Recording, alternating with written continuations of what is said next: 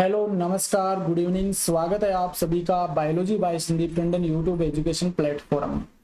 NCERT biology के अंतर्गत हम पढ़ रहे थे प्लांट फैमिली, पादप कुल के विषय में डिस्कस कर रहे थे, जिससे संबंधित हमारा ये 6ठे नंबर का कुल है, पोएसी या ग्रेमिनी। इससे पहले हम 5 कुल हम पढ़ चुके हैं, फैमिली डिस्कस कर चुके हैं, जिसमें फर्स्ट हमने ब्रेसिकेसी और सेकंड मालवेसी, थर्ड हमने सोलेनेसी पढ़ी थी और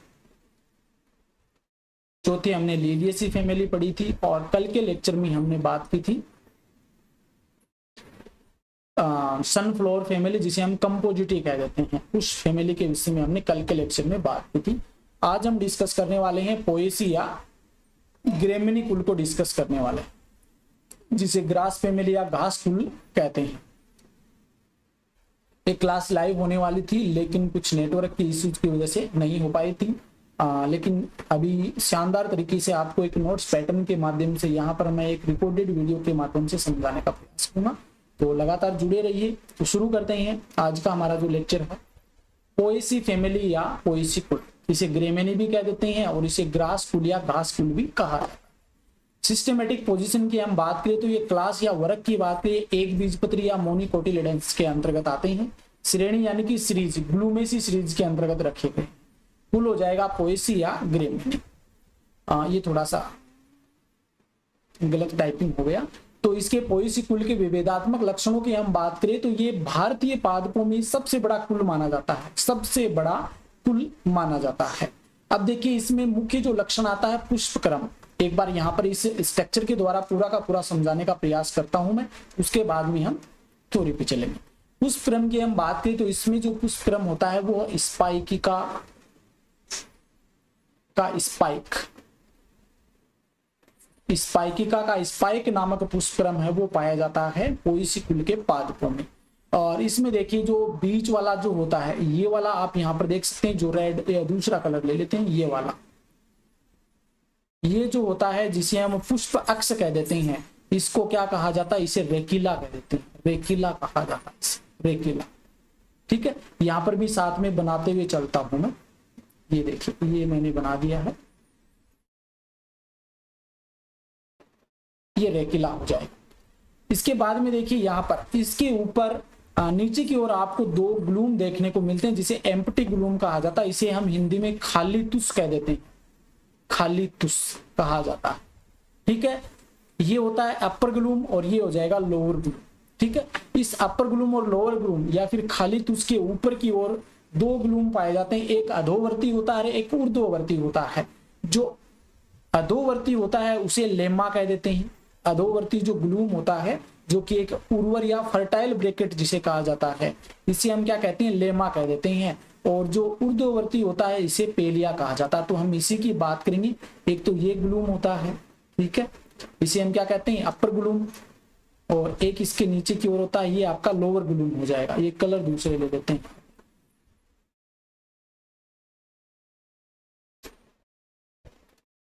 इसके बाद में मैंने बताया था भी, एक तो ये होता है आपका जो अधोवर्ती होता है, और एक ग्लूम होता है ऊर्ध्ववर्ती होता है। इसमें हम कौन सा कलर ले? ये वाला लेते हैं, ये होता है। ठीक है, ये जो अधोवर्ती ग्लूम होता है, इसे लेमा कह देते हैं, लेमा, इसे लेमा कह देते हैं। चलो, इससे लिख देते हैं लेमा। और ये ऊपर की ओर होता है जो ऊर्ध्ववर्ती होता है, इसे कहा जाता है पेलिया, इसे पेलिया कह देते हैं। ठीक है, इसके बाद में हम आगे बात करें तो इसमें यहां पर पाया जाता है, ग्रीन कलर में बनाते हैं, संख्या में 2 होते हैं ये, और इसे हम कह देते हैं, देखिए इसमें दलपुंज और बाह्य दलपुंज नहीं होते हैं, इसमें पाया जाता है परिदलपुंज। और इस परिदलपुंज को इसके अंदर क्या कहा जाता है? लोडिक्यूल्स कह देते हैं, लोडिक्यूल्स कहा जाता है। ये जो ग्रीन कलर के यहां पर आपको नजर आ रहे हैं ना, ये रहे, इन्हें हम कहते हैं लोडिक्यूल्स। ठीक है, इन्हें लोडिक्यूल्स कहा जाता है। और इस लोडिक्यूल्स के ऊपर की ओर आपको 3 संरचनाएं देखने को मिलती हैं, इस प्रकार से निकली हुई। अब बनाते ही आपको समझ में आ गया होगा ये संरचना कौन सी है। तो ये होता है आपका स्टेमन, जिसे हम मेल रिप्रोडक्टिव सिस्टम कह देते हैं, स्टेमन होता है। और इनकी संख्या भी 3 होती है। ठीक है, अब इसके बाद में हम बात करें तो यहाँ पर उपस्थित होता है आपका ये थोड़ा सा यहाँ पे कर क्या दोबारा से कर देते हैं। ये रेकिला है, ये ग्रीन कलर में यहाँ पर बताते हैं, यहाँ पे होती है ओवेरी, ये ओवेरी को, ठीक है। और ओवेरी के ऊपर हम बात करें तो इस ओवेरी से दो क्या निकले रहते हैं, दो होते हैं संख्या में आपकी वर्तिका, और ऊपर जाके वर्तिकाग्र जो होते हैं ये आपके क्या होते हैं, पंखी होते हैं। ये पूरी स्ट्रक्चर है वो आपके पुष्पक्रम की मैंने बता दी, जिसमें आपको जायांग बता दिया है। इसमें देखिए मेन लक्षण बता देता हूं, आपके जो ये पुंकेसर स्टेमन होता है, जो एंड्रोशियम होता है, इनकी संख्या 3 होती है, और ये क्या होते हैं, पृथक होते हैं, स्वतंत्र होते हैं। जायांग से बहुत सारे क्वेश्चन बनते हैं। जो पुष्प होता है ये जायांगदर होता है, और अंडाशय की स्थिति होती है सुप्रियर होती है, ऊर्ध्ववर्ती होती है। ये चीज हम अभी आगे डिस्कस करने वाले हैं, तो चले देख लेते हैं। पुष्पक्रम की हम बात करें तो पुष्पक्रम होता है स्पाइकिका का, स्पाइक प्रकार का पुष्पक्रम हमें देखने को मिलता है। जो स्पाइकलेट होता है जिसपे पुष्प लगते हैं उसे मुख्य अक्ष कह देते हैं, और ये मुख्य अक्ष कहलाता है रेकिला। जिसपे पुष्प लगते हैं उस अक्ष को या मुख्य अक्ष को क्या कह देते हैं, रेकिला कह देते हैं। पुष्प जो होते हैं ये अवरंती होते हैं, सैपत्री या सैपत्रिका सहित होते हैं। मुख्य अक्ष के आधार पर दो बंदे या खाली तुष है वो उपस्थित होते हैं। मुख्य अक्ष के आधार पर देखिए एक स्ट्रक्चर मैंने और ऐड की थी, इसके द्वारा समझते हैं, वो संरचना मैंने बता दी है। ये जो आपको नजर आ रहे हैं ना, ये वाली, ये जो संरचना नीचे की ओर दो रेड कलर में, इन्हें क्या कहते हैं, खाली तुष या एम्प्टी ग्लूम कहा जाता है।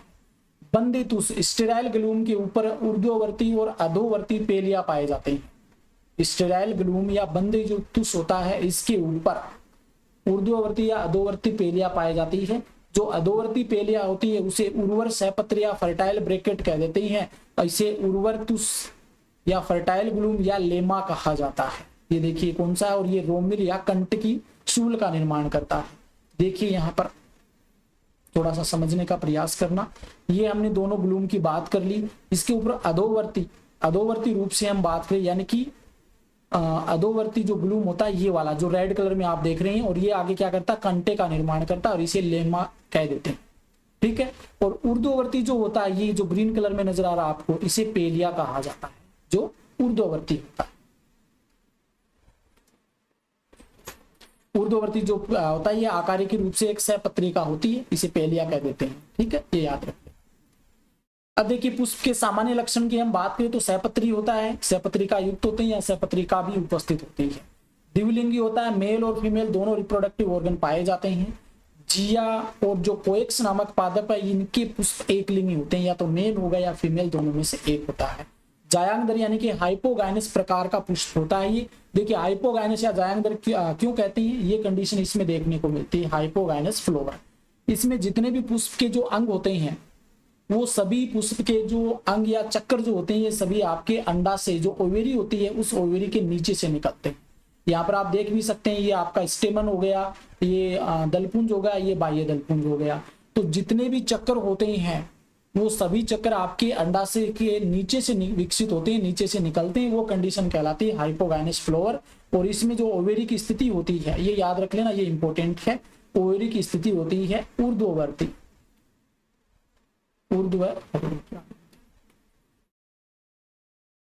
ओवेरी की स्थिति होती है ऊर्ध्ववर्ती होती है, या इसे हम सुपीरियर ओवेरी भी कह देते हैं।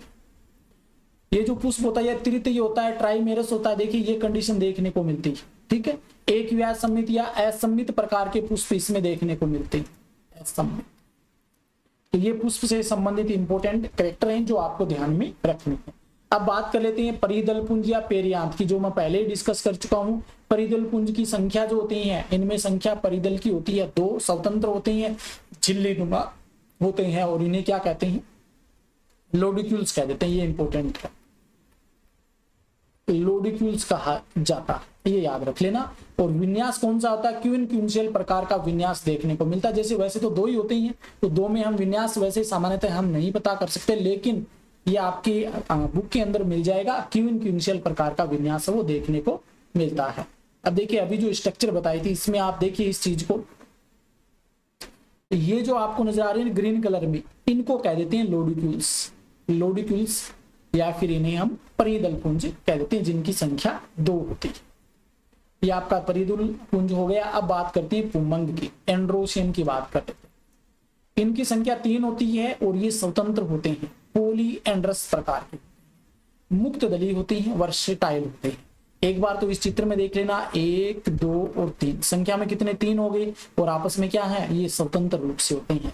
अब यहाँ पर देखिए, ये आपका जो पादप है उसकी बात करें तो इसमें स्पाइकुलेट प्रकार का पुष्पक्रम, जब इसको बाहर निकालते हैं तो फ्लोरेट इस प्रकार के नजर आते हैं। जब इसके अंदर की ओर देखते हैं तो सबसे बाहर आपको एक तो लेमा देखने को मिलता है और ये एक पेलिया। अब इनको अलग करने के बाद देखें तो लोडिक्यूल्स नजर आते हैं। ये अभी हमने बात की ना परिदल पुंज की, जिनकी संख्या 2 होती है इनकी, तो ये लोडिक्यूल्स नजर आते हैं। लोडिक्यूल्स के अंदर की ओर आपको देखने को मिलते हैं स्टेमन, जिनकी संख्या होती है 3, 1 2 और 3 होती हैं और ये स्वतंत्र होते हैं। ठीक है, स्टेमन। अब स्टेमन के अंदर यहीं पे बता देता हूं, जो आपका जायांग होता है, जायांग की बात करें तो ये आपका मिलता है एक अंडपी या त्रिअंडपी देखने को मिलता है, या तो एक अंडपी होगा या त्रिअंडपी होगा। और इसमें भी आप याद रख लेना, इसमें त्रिअंडपी होगा तो आपका वो जुड़ा हुआ या संयुक्त रूप से होगा, युक्तांडपी देखने को मिलेगा। त्रिअंडपी होगा तो वो युक्तांडपी या सिनकार्पस कंडीशन देखने को मिलेगी। एक कोष्ठी होता है, अंडाशय जो होगा, अंडाशय जो होगा ये एक कोष्ठी होगा, एक कोष्ठी अंडाशय होगा, ये भी याद रख लेना। अंडाशय की स्थिति मैंने बता दी आपको, ऊर्ध्ववर्ती अंडाशय होगा, ऊर्ध्ववर्ती। ठीक है, एक चीज और याद रख लेना, जो आपका अंडाशय है इसके अंदर जो वर्तिका होता है,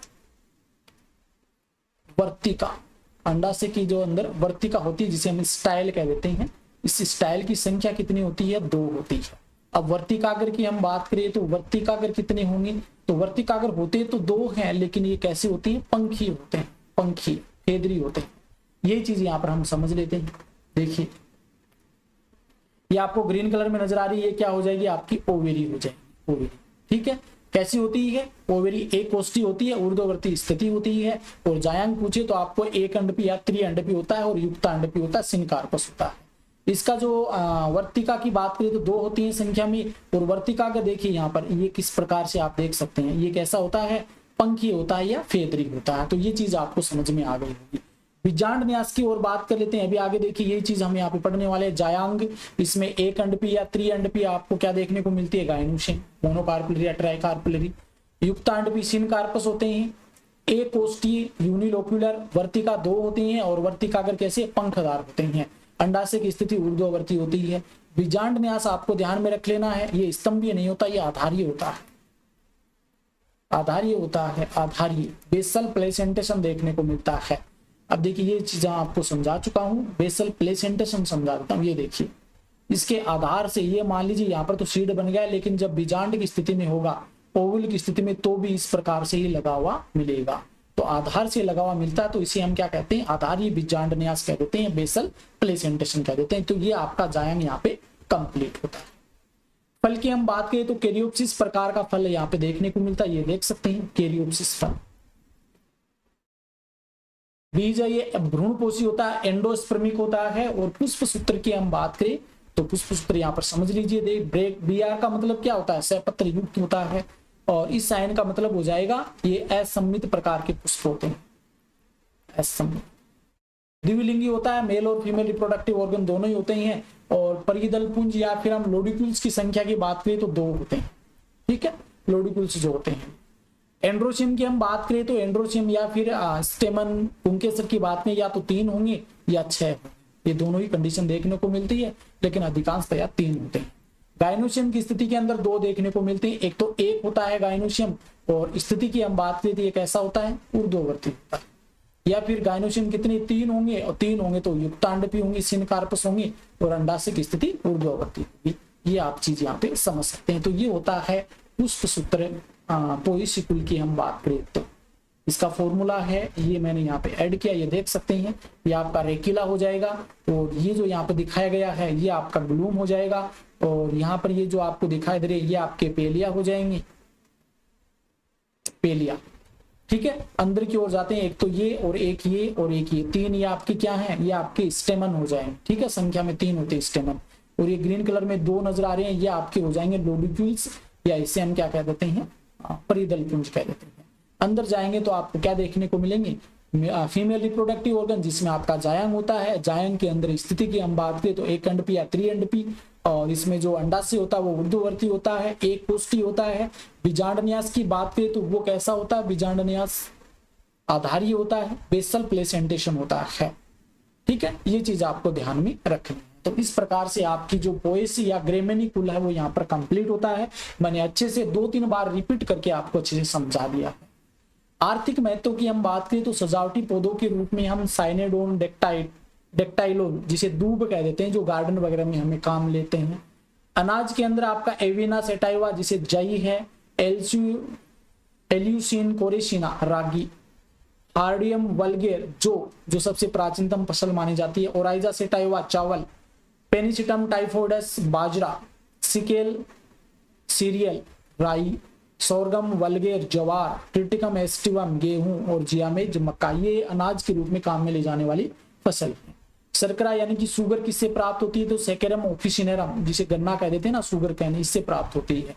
तेल देने वाले पादपों के अंदर हम बात करें तो सिम्बो पोगान केस्यू, इससे अदरक घास कहा जाता है, और इसकी पत्तियों से जो तेल प्राप्त होता है उसका साबुन उद्योग में उपयोग में लिया जाता है। सिम्बो पोगान फ्लेक्सोनोसस, इसे नींबू घास या लेमन ग्रास कह देते हैं, इनकी पत्तियों से जो तेल प्राप्त होता है उसे सुगंधित पदार्थ बनाए जाते हैं। वेटिवेरा जिजेनोइडस, इससे खस प्राप्त होती है, इसकी जड़ों से प्राप्त जो तेल होता है उसे सुगंधित पदार्थ बनाने में काम में लिया जाता है। रेशे देने वाले पादपों के अंदर एरियंथस एरिडिनेसियस, सरकंडा जिसे कहते हैं, इससे रस्सियां बनाई जाती है। एरियंथस जो मुंजा है इसे मूंज कहा जाता है, और इसके तने से प्राप्त जो रेशे हैं इससे टोकरिया, चटाइया, रस्सियां आदि बनाई जाती है। इमारती कास्ट की हम बात करें तो बेम्बूसा बालकुआ, इससे बांस का साइंटिफिक नेम है ये, डेंड्रा कैलेमस जिजेंटियस। अन्य उपयोगी पादप में अंदर हार्डियम वल्गेर जिसे जो कहते, जो का साइंटिफिक नेम है, इससे बियर प्राप्त होती है। फ्रेगमाइटस करका, ये लिखने की कलम बनाने में उपयोगी है। थाइसेनोलिना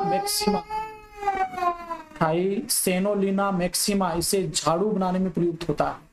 जियामेज का उपयोग अल्कोहल बनाने में किया जाता है, और वीटिवेरा जिजिनोइडस एल्कोहलिक पेय पदार्थ बनाने में किया जाता है। तो इस प्रकार से आपका ग्रेमेनी या फिर पोएसिकुल है वो कंप्लीट होता है। ये क्लास कैसी लगी है कमेंट करके जरूर बताना। यदि अच्छी लगी है तो इसको अधिक से अधिक शेयर करें, और यदि आप इस चैनल पे नहीं है चैनल को सब्सक्राइब जरूर कर लीजिए। अभी क्या कुछ दिनों से नेट में दिक्कत आ रही है, इस कारण से लाइव क्लास नहीं हो पा रही है, तो इसका सोल्यूशन होते ही हम लाइव क्लास ले लें। तो आज के लिए इतना ही, धन्यवाद, थैंक यू।